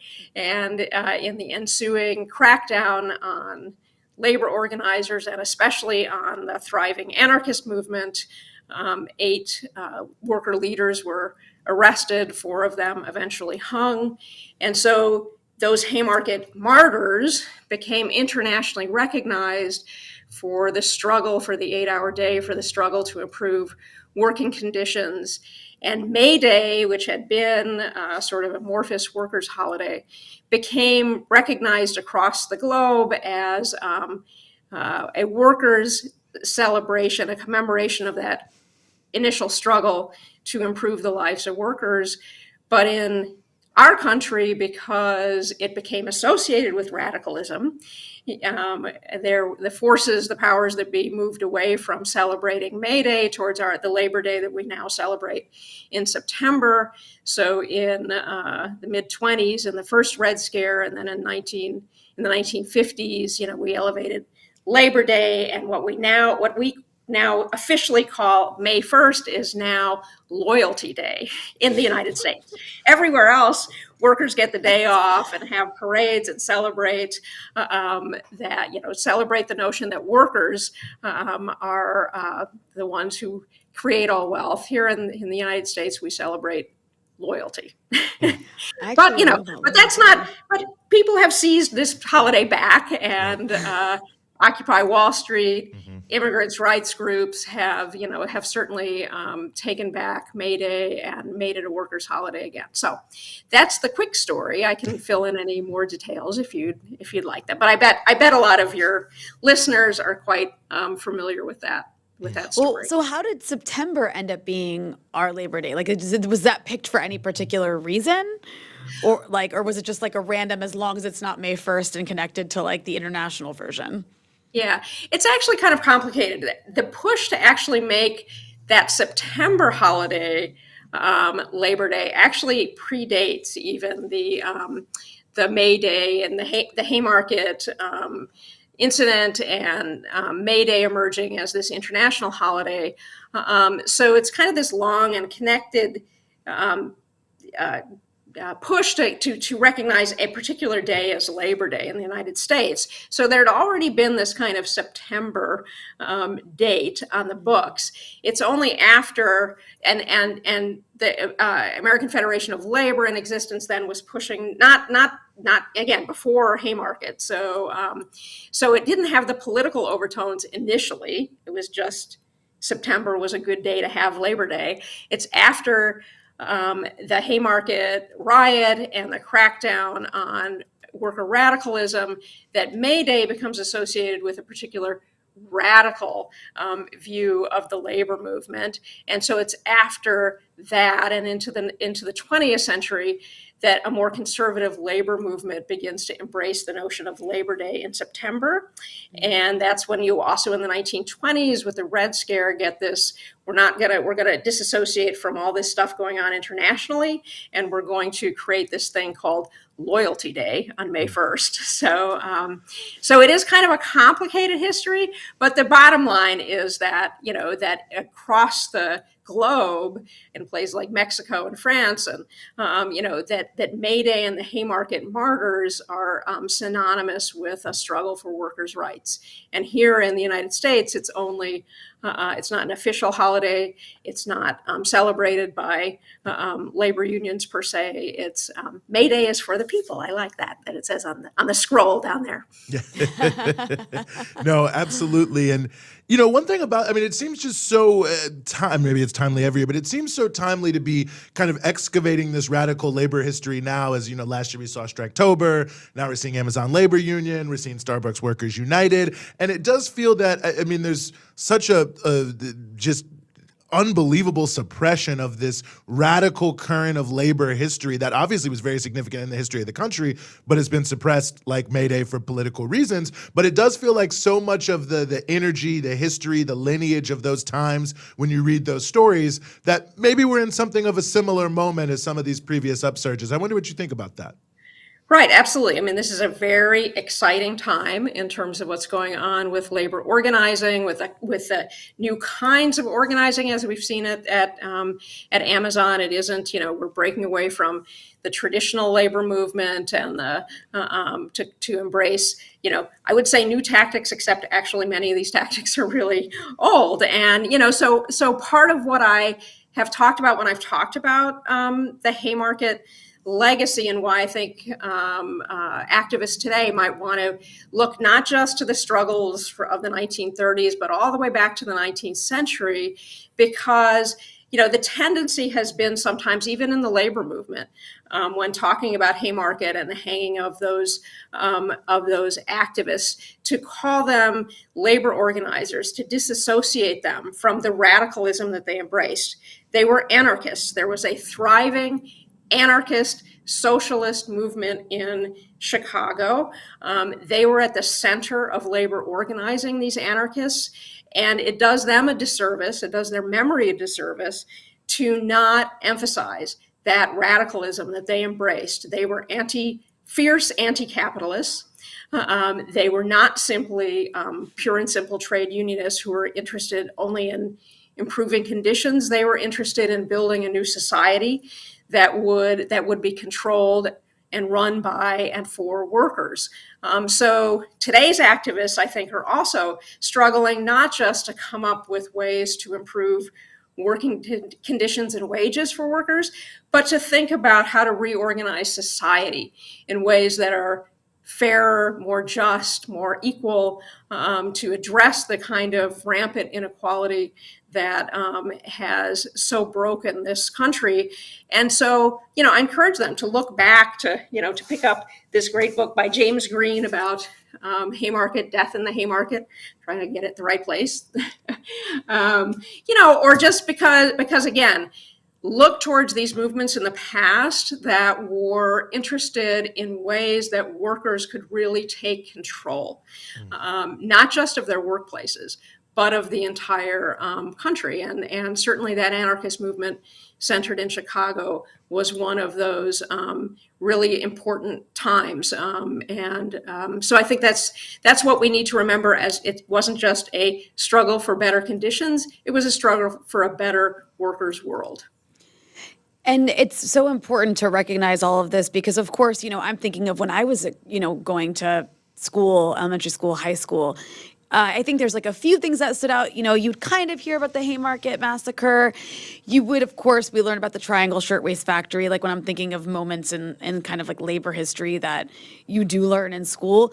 But the rest of it is just kind of all of the labor history of America is sort of like erased, including the fact that what you're talking about is basically all of these radical leftists who were involved in labor organizing. You had communist and socialist organizations and anarchists. And I know we have a very short amount of time here, but I'm just curious, can you explain very briefly, what happened to the radical left in the labor movement? Because there was this internal struggle throughout the Red Scare, and many of those people were purged. Right. Well, I can recommend my book that way, The Long Deep Grudge, because that is exactly what that's about. What happened to, I've talked, Haymarket story is a story of the 19th century, though it carries through into the 20th century. And the Farm Equipment Workers Union, the left-wing union at the center of my book, believed that it because it also was involved in organizing those very same factories, that it carried that legacy forward. So the drive to expel and quell left-wing radicalism within the labor movement has been an ongoing one that has changed. I mean, and again, at the center of, one of a good metaphor for this is that when the Haymarket martyrs have been talked about even by labor unions in the past, their radicalism has been downplayed. And so, I think, again, young activists today who are embracing new forms of politics, socialism, anarchism, need to recognize that this is an American tradition. This radicalism is an American tradition. We don't have a labor movement that has simply been interested in wage and hour gains, but in building a new kind of world and building workers' control in the workplace and outside the workplace. So history is full of those examples. There are great labor histories that tell those stories, and so just if you're out there organizing at Amazon or Starbucks and you're getting a little low on steam, go find some of those earlier those stories of those earlier struggles, because they can really be inspiring, and not and the Haymarket story is kind of a story of triumph and tragedy, but it's also a story that didn't end in 1886. It carried through into the 20th century. And I really do think it touches on the struggles that are going on today. No, I think so for absolute certain. I mean, and certainly one element of your book that I think is also extraordinarily relevant is the role of the labor movement in the struggle against racism. And it's hard for me I don't want to reveal too much about the book for those who haven't read it. You should go read it. But, the history of the farm equipment workers organizing in the South, the importance of racism, which to me is so evocative of what we've seen with the organizing around Amazon and Nissan in the Deep South today.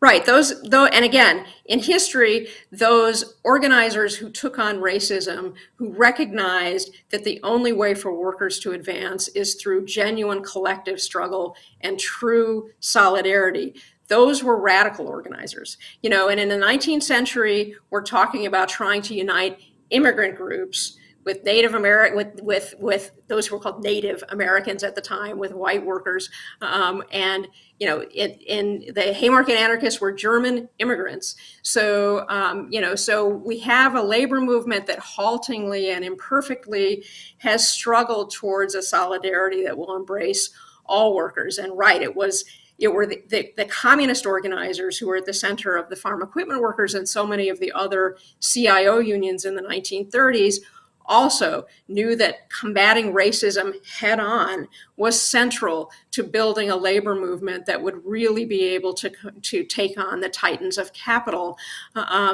But they were genuine radicals. So again, I think that anti-racist trend is you need to look back at who was actually leading those fights, and you'll find again those folks who were embracing a different kind of vision for American labor and for the country itself. Mm-hmm. Well, Dr. Gilpin, we really appreciate you being willing to join us here on the show. I'll say it again, I definitely can recommend your book, The Long, Deep Grudge, quite a bit, and we really appreciate you giving us some of your valuable time here on the Freedom Side. Well, thank you very much, and everybody on Sunday have a lift a glass to the Haymarket anarchists. Mm-hmm. Mm-hmm. Well, Rania, I think it's super important history. We could go on and on, by the way, Mother's Day, similar history around International Women's Day. And again, and we being also based have on the struggle of American women workers. So, I mean, these international workers' holidays are actually honoring the struggle here in the United States, the labor struggle. And we don't even know about it here. It's actually it's sad. It is. It's sad, but hopefully programs like this can help inform some people. No, of course. And I know I'm going to say it one more time, but The Long, Deep Grudge, you have to check this book out. It was one of the best books I read in I think it was 2020 when I picked the book up. Maybe it was 2021, but I read it in like a week. I couldn't put it down. I really like the point also that she made about the fact that right now, well, you made this point as well, the fact that right now there is a lot of exciting labor activism taking place. And it is really important for people to look back on those moments because you can learn from them. Yes. about tactics and how to organize, and especially because it can be a real, like I mentioned, uphill battle. It can be a real uphill battle to do labor organizing in the U.S. Yeah. And so it's good to be able to look back through history and see that like other people did it as well. And there were some tragedies along the way, but also triumphed. So yeah, no, absolutely, and we're seeing the same now. Tragedies, triumphs. Terrible union busting going on. I can't remember the exact number, but there's a great report, you can look it up from the Economic Policy Institute, about the number of violations in labor organizing campaigns by companies. A very significant majority of them, these people are just blatantly violating the law as it exists. But we want to turn the page to another important issue, critically important issue, actually the one we started the show with, and that's some of what's happening around immigration. Also a very important workers' rights issue, and one of the issues that's actually been at the center of the workers' movement. That's, in fact, where Workers of the World Unite comes from Karl Marx, the struggle of workers from various countries to come together to combat the use of different nationalities to try to lower wages. But anyway, we want to go to the ongoing struggle against ICE detention centers all around this country, specifically in this instance, I should say, in Georgia. Very honored to be joined as we continue the show by Laura Rivera, who's an attorney and a member of the Campaign to Stop Folkestone ICE Processing Center. Laura, thank you so much for being with us. Thank you for having me. Well, the pleasure is all ours.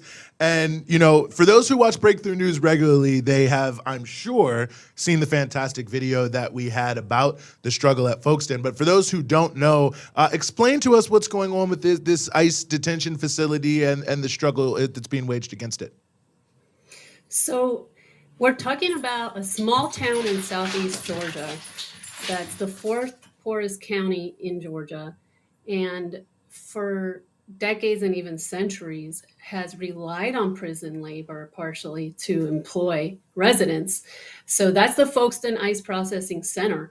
It's been open only for a couple of years, and it started under Trump's administration. ICE contracted with a private prison company, mega corporation Geo Group, in a pass-through contract. So the county here is seeing cents on the dollar, while taxpayer money is going to fund beds to warehouse migrants in a rural area, far from services.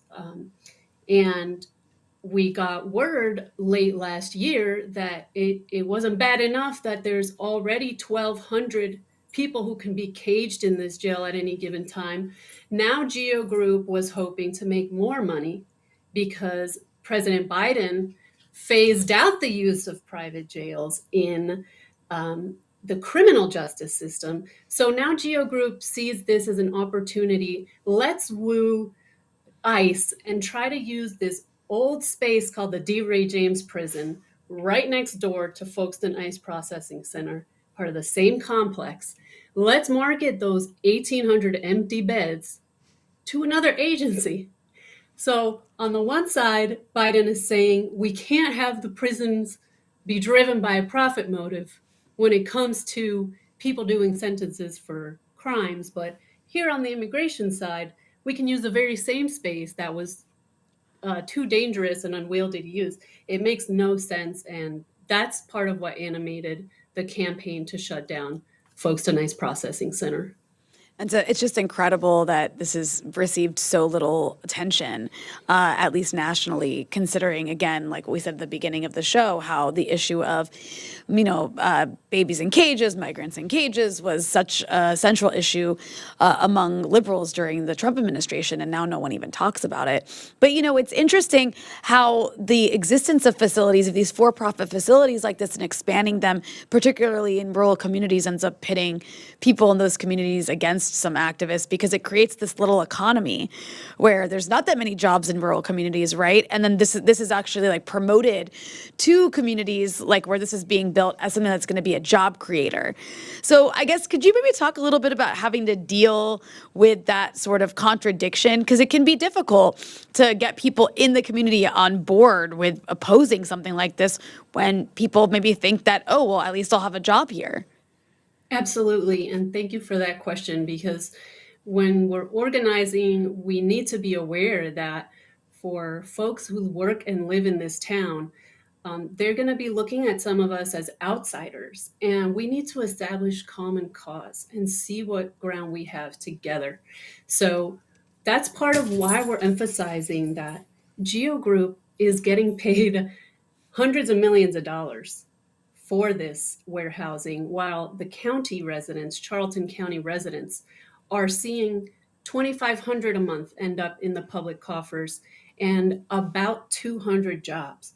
Now, that's nothing to sneeze at, but what we're aiming and hoping for is to build a true connection with local groups, whether faith-based, whether based in racial justice, worker organizing, to say we deserve communities, not cages. We deserve jobs that provide a living wage. We deserve jobs that humanize and do not abuse and dehumanize. And at the end of the day, that's what prisons, jails, and detention centers do. They control, they isolate, and they dehumanize. And that involves the workers as well as the people caged against their will. So we need to begin to see our common destiny and not look at local residents as enemies, but allies, to engage and really listen to what their concerns are around their communities having a livable future. Mm-hmm. Yeah, I mean, I think those are such crucially important points, and I'm glad you sort of pointing out the real nature of these facilities. And I wonder, in terms of the existing detention facilities there, what we know about this new facility, what the conditions are like inside of there, because I think that's been one of the things that has really outraged so many people around the country about these immigrant detention facilities is learning what's going on inside of them. So many people would just be shocked to know what is happening behind the walls of detention centers. Merely the name detention center seems to imply that we're talking about facilities that are different from prisons and jails, when in all actuality, the lived experience is no different. They are the same buildings. And in fact, the D. Ray James facility was under contract with the federal government to house people who had completed criminal sentences, who were not citizens, and who were awaiting their removal from this country. And that was not too long ago. I had an opportunity to visit people inside D. Ray James, and the conditions are no different from what I hear from people inside jails, prisons, and detention centers all over the state of Georgia and in different parts of the country. We're talking about people being underfed or fed spoiled food, people being coerced to work for as little as $1 a day just to be able to purchase minutes to call their loved ones, or extra snacks at commissary, or a little bit more sunshine on the rec yard time. We're talking about people injured on the job and then denied adequate medical care and suffering disastrous consequences. The abuse of solitary confinement. At the end of the day, we talk about this system disproportionately impacting Black and brown people. And, as a woman of color, I just think about the suffering that comes along with every person being locked up, and how there's no reason to lock people up. And in your previous segment, you were talking about the lack of historical knowledge. Well, that's true of this too. 20, 30 years ago, you did not see such a huge detention system in this country for migrants. And why is it happening? It's because of the nature of the prison system. And Biden now saying, we can't rely on these private companies to warehouse people. And now the company is saying, well, we have this space, we have the supply, we need to create the demand. Mm-hmm. And we're going to lobby to get more people locked up for longer so that we can profit more. And so at the end of the day, this is a game that we need to attack, both in terms of having less space and less money for the carceral institutions like ICE that seem to be growing with every budget cycle. Mm-hmm. Yeah, and of course, when you're talking about that suffering, there's an entire family that comes along with each individual who is being caged in one of these facilities, literally just waiting deportation. I mean, this is not to justify in any way our insane criminal justice system, as we call it, that just like puts people in cages for all kinds of, petty crimes, whatever you want to call them, literally for being poor, essentially. But in this case, you literally have people who have just been, sentenced to deportation, have not actually committed what could be considered a crime, and are being held to pay in a cage for a certain number of months just for the sake of paying some company like Geo Group a profit before they get deported. I mean, it's completely insane. But then there's also this like extra predatory system that exists inside of these private detention facilities. Or private prisons. Sorry, I want to stop using the term detention facility now.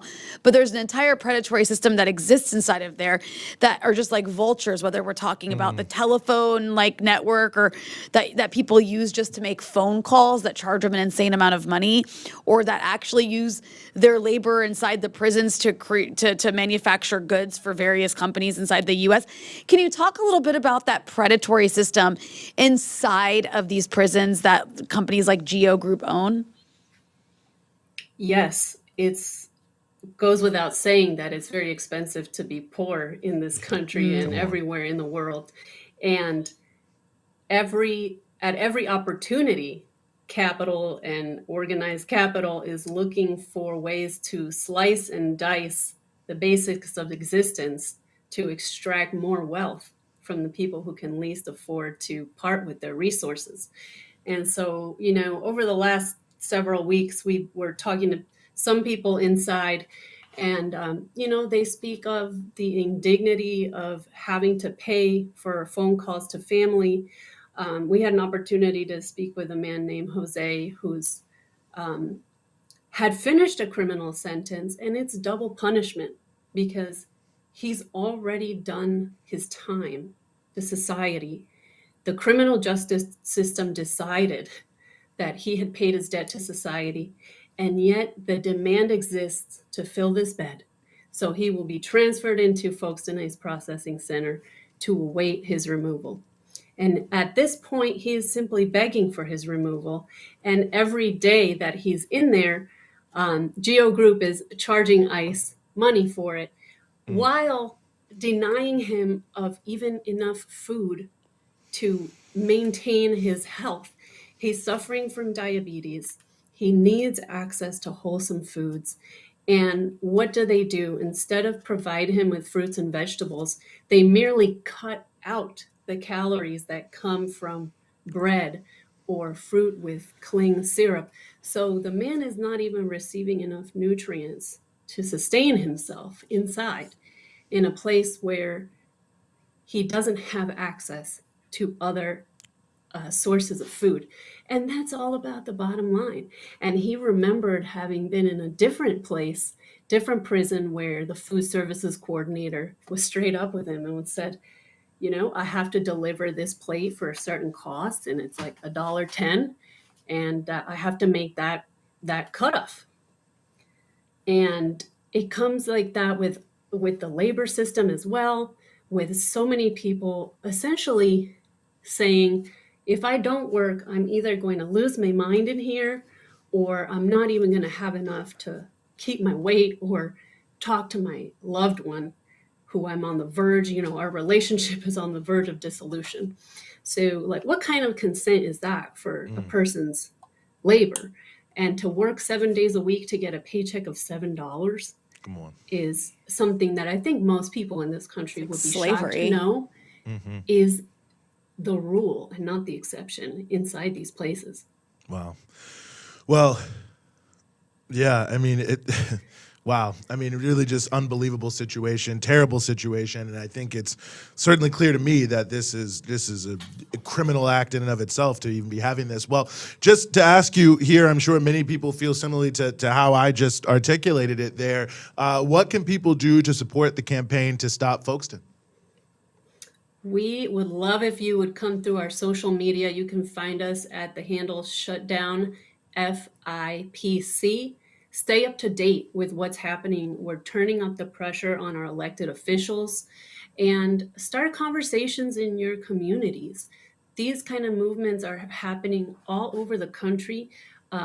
Folks are getting organized and saying, we need to look beyond the divisions that certain interests want us to sustain and work across the criminal justice and immigrants' rights spheres. We need to work together and see common ground as we pursue abolition. And we need to hold elected officials accountable to their promises, because Biden said to give him a few days and he would do something on this matter. And in fact, he's turned a blind eye. And there's a lot of people from the immigrants' rights community that have worked hard to get them elected. And we need to show them what happens when they don't deliver on their promises. So get involved, get engaged, stay in touch. There's so many ways to make this change happen, short-term and long-term. Mm-hmm. Well, Laura Rivera, thank you so much for joining us here on the Freedom Side. Thank you for the opportunity. Mm-hmm. Well, Rania, sort of ending where we started, in many ways, just a terrible situation as it concerns this attempt to criminalize migrants, criminalize immigrants into the country, so-called nation of immigrants. Constantly we're celebrating it. No one says anything when people are going around waving Italian flags on Columbus Day, waving Irish flags on St. Patrick's Day. But, God forbid someone come from Haiti or from Central America, then they just throw them in some cage and say they don't have any right to be here. And, listen, I'm not saying anything negative about people who came here through Ellis Island. I've been to Ellis Island. Interesting place to go. You should go if you're in New York. People didn't have any papers. People were changing their names. They didn't know who they were. I mean, all these things that are so bad, all these politicians who are out here demonizing immigrants, they would celebrate it. They'll say, well, my great-great-grandfather came here after the European Irish country, potato famine, blah, blah, blah. And hey, good, glad, happy that happened.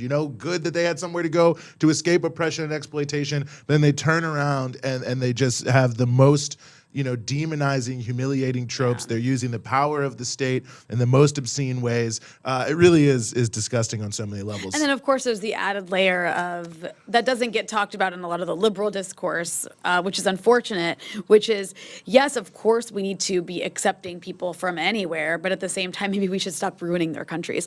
I mean, people don't want to leave home. They should be allowed to if they want to, but most people, my parents certainly didn't want to leave Lebanon. They spent their entire lives after leaving talking about one day going back, which they never really could because it was never a stable country. And why wasn't it a stable country? Well, a lot of imperialism can be blamed for that. Yep. And that can be said about so many of these places in the global south. I mean, Haiti, El Salvador, Honduras, like all of these countries, there's a reason that people leave. And they leave for economic reasons. They leave to escape violence. I mean, that those conditions exist for a reason, and so many of those conditions, almost all of them, can often be tied to the maintenance of this disgustingly unequal global imperialist system that just steps on so many people. And then when they do try to leave, those conditions puts them in cages. I mean, on top of all of that, I've ruined your country. Now I'm going to put you in a cage so I can make more money off of you after I've exploited every resource possible from your country. Indeed. It's just so disgusting. It truly is. And, we have to say, I don't know if he's watching. I probably think he's not. But if the Reverend Raphael Warnock, senator from the state of Georgia, who is also the senior pastor at Ebenezer Baptist Church, is supporting this right now, very unfortunate, very unfortunate. And I hope that he reaches deep into his deep well of learning about the Kingian approach to many of these issues. But also want to shout out Madero Garcia for your donation in the Super Chat there. Really appreciate you. So wanted to catch up to that before we get out of here, because that is the end of our show. Of course, I will remind folks to make sure you hit subscribe, make sure you hit the bell, make sure you're following us at BT Newsroom across all of your social media platforms. And of course, you can go to patreon.com/breakthroughnews. I had to do that. Are you mocking me? No, I was trying to do it in unison. Also, I realized that but you were whispering. Because I was like, should I say it out loud? You're sitting right next to me. It would be funny. Okay, in my mind, I thought it'd be cool if we said it at the same time. Then as soon as I started to, I immediately realized how dorky that seems. Yeah. And so I thought whispering would be more appropriate. Okay. I was not in any way mocking you. Either way, go to patreon.com/breakthrough news. Please. Maybe if you donate enough, maybe we'll do like something in sort of unison. mocking thing. I don't know. Either way, thank you for everyone who watching. Thank you to everyone who donated. Thanks to everyone who supports us. Shout out to the whole Breakthrough News team, which makes this possible, and continue to look forward for our great coverage. But that'll do it for this week on the Freedom Side.